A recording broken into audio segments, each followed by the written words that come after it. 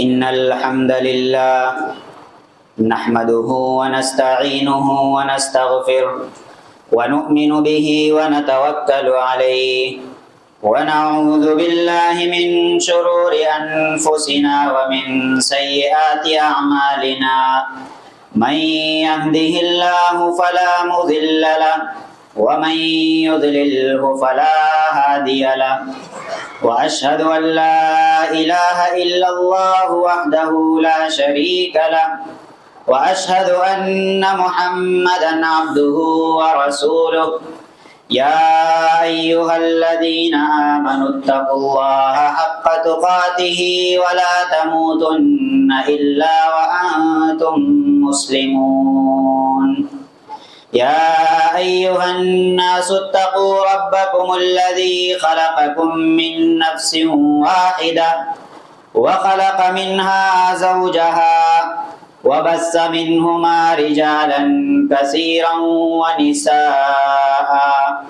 واتقوا الله الذي تساءلون به والأرحام إن الله كان عليكم رقيبا يا أيها الذين آمنوا اتقوا الله وقولوا قولا سديدا يصلح لكم أعمالكم ويغفر لكم ذنوبكم ومن يطع الله ورسوله فقد فاز فوزا عظيما أما بعد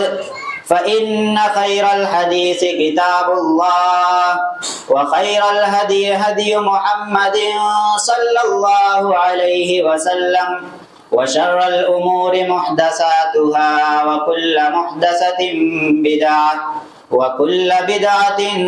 ضلالة وكل ضلالة في النار أعوذ بالله السميع العليم من الشيطان الرجيم بسم الله الرحمن الرحيم يا أيها الناس اتقوا ربكم إن زلزلة الساعة شيء عظيم يوم ترونها تذهل كل مرضعة عما أرضعت وتضع كل ذات حمل حملها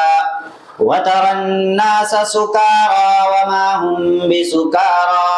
ولكن عذاب الله شديد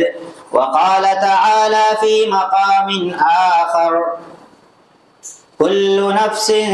ذائقة الموت صدق الله مولانا العظیم۔ تمام قسم کی تعریفات وحدہ لا شریک خالق کائنات مالک ارض و سما کے لیے ہیں، جو ساری کائنات کا خالق، مالک، رازق، مدبر الامور اور پالنہار ہے، جو رب العالمین ہے، رحمان و رحیم ہے، مالک یوم الدین ہے، علی کل شیء قدیر ہے، علی کل شیء وکیل ہے، علی کل شیء حفیظ ہے۔ بعدہ لاکھوں کروڑوں درود و سلام ہو تمام انبیاء و رسول علیہم الصلاۃ والتسلیم پر، خصوصاً اس ہستی اقدس و مقدس پر کہ جن کا نام نامی اسم گرامی احمد مجتبی محمد مصطفیٰ صلی اللہ علیہ وعلی آلہ واصحابہ وبارک وسلم ہے۔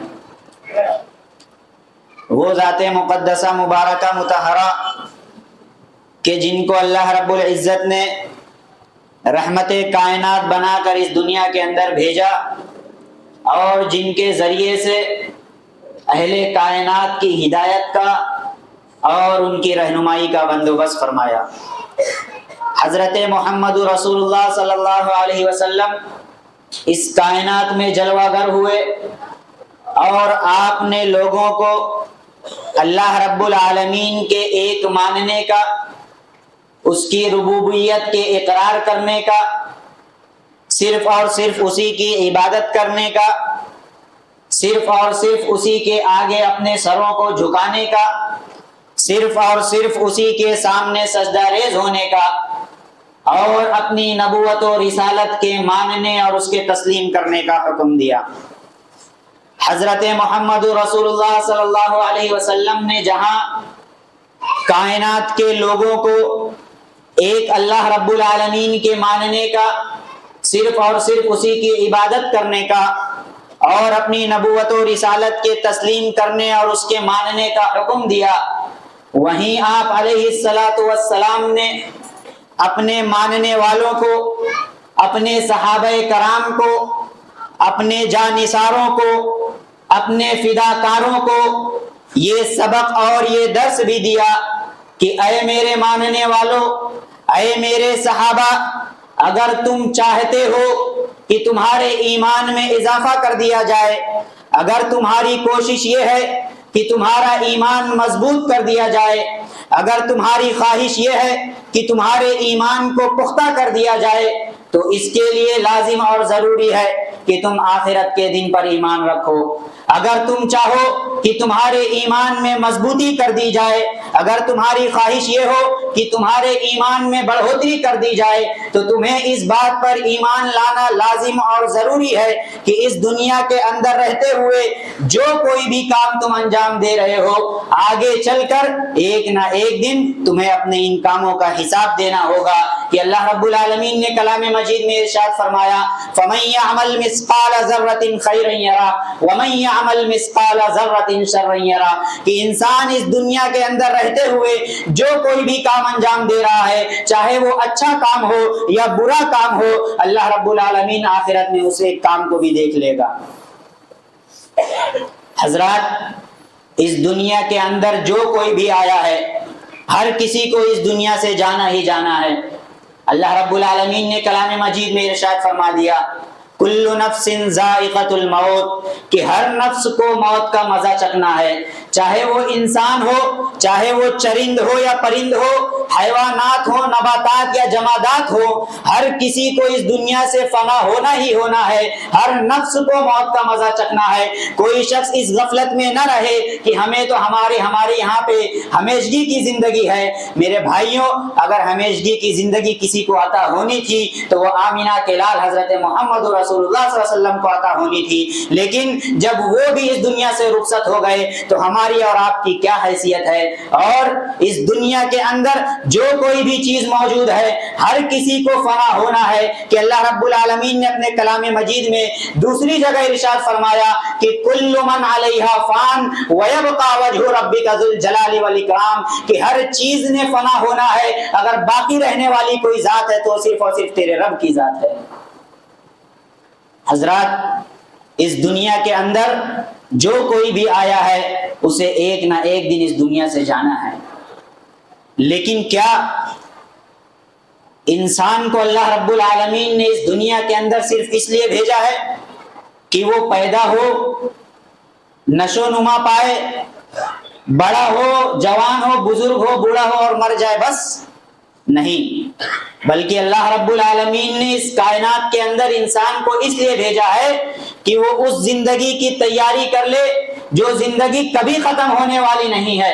اور جو زندگی یا تو بڑی عیش و عشرت کی زندگی ہوگی، بڑی آرام کی زندگی ہوگی، بڑے سکھ کی زندگی ہوگی، یا وہ زندگی بڑے تکلیف کی، بڑے دکھ کی، بڑے رنج کی اور بڑے الم کی زندگی ہوگی۔ وہ زندگی جس کے بارے میں امام کائنات حضرت محمد رسول اللہ صلی اللہ علیہ وسلم نے بیان فرمایا کہ اس زندگی میں ایک شخص کو لایا جائے گا جس نے اس زندگی میں رہتے ہوئے دنیا میں کسی بھی دکھ اور تکلیف کو نہیں دیکھا ہوگا، دنیا کی کوئی ایسی نعمت نہیں ہوگی جو اسے میسر نہ آئی ہوگی، دنیا میں بڑے عیش و عشرت کی زندگی گزارتا رہا ہوگا۔ ایسے شخص کو ایک لمحے کے لیے جہنم میں پھینکا جائے گا، ایک لمحہ جہنم میں گزارنے کے بعد اس سے سوال کیا جائے گا اے وہ شخص جس نے دنیا میں بڑی آرام کی زندگی گزاری، بڑی عیش و عشرت کی زندگی گزاری، جس نے دنیا میں کبھی دکھ اور تکلیف کو نہیں دیکھا ہے، ذرا بتا اس ایک لمحے کا جہنم کا دکھ چکھنے کے بعد تجھے اپنے دنیا کا کوئی سکھ بھی یاد ہے؟ وہ کہے گا اللہ یہ جہنم کا لمحے بھر کا جو دکھ میں نے چکا ہے اس نے مجھے دنیا کے سارے سکھ بھلا دیے ہیں۔ اور ایک اور شخص لایا جائے گا جس کے کپڑے پھٹے ہوئے، رہنے کو اچھا مکان نہیں، کھانے کو اچھا کھانا نہیں، ایسے شخص کو لمحے بھر کے لیے جنت میں داخل کیا جائے گا۔ ایک لمحہ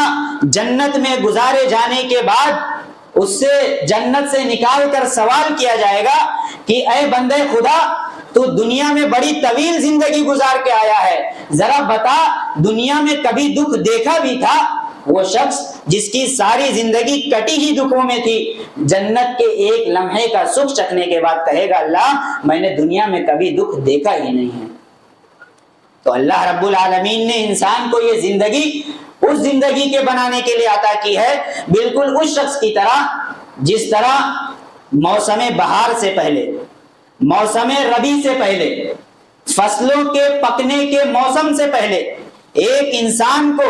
ایک کسان کو کھیت کے تیار کرنے کے لیے، اس میں بیج ڈالنے سے پہلے کھیت کو تیار کرنے کے لیے جو وقت مہیا کیا جاتا ہے، اور اس وقت سے جو فائدہ اٹھاتا ہے وہ اپنا سارا کام چھوڑ کر اس بات میں صرف کرتا ہے، رات کو اپنا ساز و سامان، اوزار و ہتھیار اٹھا کر اپنی کھیت کی جانب چل دیتا ہے۔ لوگ دیکھتے ہیں تو کہتے ہیں بھلے آدمی اس سرد رات میں تو کہاں جا رہا ہے، لوگ سو رہے ہیں تو بھی جا آرام کر۔ وہ کہتا ہے نہیں نہیں، اگر اب میں نے آرام کر لیا تو فصلوں کی کٹائی کے وقت سوائے مایوسی کے میرے ہاتھ کچھ نہیں آئے گا۔ اگر میں چاہوں کہ جب لوگوں کی فصلوں کی کٹائی ہو تو میرا کھیت بھی لہلہا رہا ہو، میرا کھیت بھی سرسبز و شاداب ہو، میرے کھیت میں، میرے گھر میں بھی دانے آ جائیں، میرے بچے بھی خوشی کی زندگی بسر کر لیں، میرے گھر میں بھی پکوان آ جائیں، میرے بچے بھی چین کی زندگی اور سکون کی زندگی بسر کر لیں، تو اس کے لیے ضروری ہے میں نہ رات کے آرام کو دیکھوں نہ دن کے چین کو دیکھوں، یہ نہ دیکھوں کہ رات سرد ہے کہ نہیں سرد ہے، یہ نہ دیکھوں کہ دن گرم ہے کہ نہیں گرم ہے، بلکہ یہ دیکھوں کہ اب جو مہلت مجھے ملی ہے اس میں مجھے محنت کرنی ہے تاکہ کٹائی کے وقت میرے گھر میں بھی دانے آ جائے اور میرے بچے بھی ہنسی خوشی کی زندگی بسر کرنے لگے۔ بالکل اسی طرح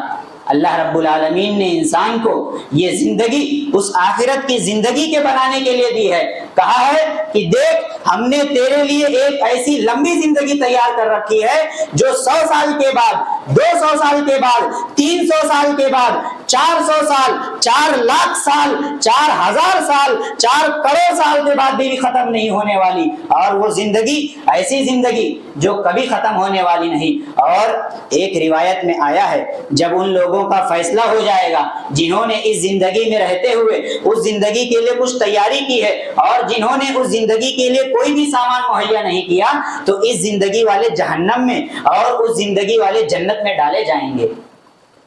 جہنمیوں کو آس ہوگی، جسم جلے گا، چمڑا جلے گا، وہ کہیں گے چلو اب جسم جل جائے گا، چمڑا چل جائے گا، دکھوں سے نجات مل جائے گی۔ اللہ رب العالمین نے کلام مجید میں فرمایا کلما نضجت جلودہم بدلناہم جلودا غیرہا لیذوقوا العذاب، ایک چمڑا جلے گا ہم اس پر دوسرا نیا چمڑا چڑھا دیں گے تاکہ ان کے عذاب میں کسی قسم کی کمی اور تخفیف واقع نہ ہو، ان کو اسی طرح کا دکھ ہو جس طرح پہلی مرتبہ جلتے ہوئے ہوئی تھی۔ پھر وہ کہیں گے چلو اب چمڑا چل گیا، پھر دوسرا مل جاتا ہے، پھر جل جائے گا، پھر دوسرا، ایک دن آئے گا کہ دکھوں سے نجات مل جائے گی۔ اللہ رب العالمین کہے گا جاؤ موت کو لے کر آؤ، موت کو ایک بچڑے کی صورت میں، ایک دمبے کی صورت میں،